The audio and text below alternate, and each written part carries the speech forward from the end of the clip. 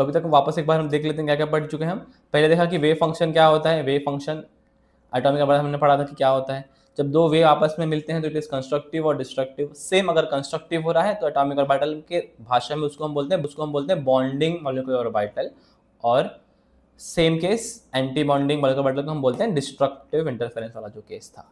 ठीक है, अब जब एटम जो कंबाइन होते हैं उनको हम बोलते हैं LCAO, मतलब linear combination of atomic orbital. जब एटॉमिक ऑर्बिटल आपस में कंबाइन होंगे, ऐसा भी नहीं कि कोई भी ऑर्बिटल किसी से भी कंबाइन हो जाए।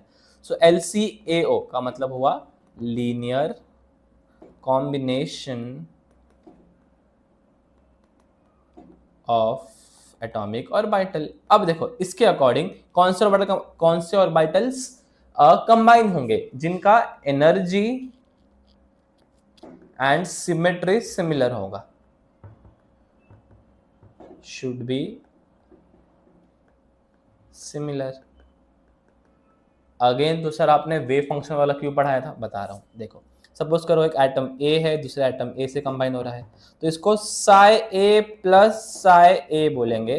तो ये बना साई ए एंड ए, जिसे हम कंस्ट्रक्टिव या BMO बोल रहे हैं, जस्ट एंटी बॉन्डिंग।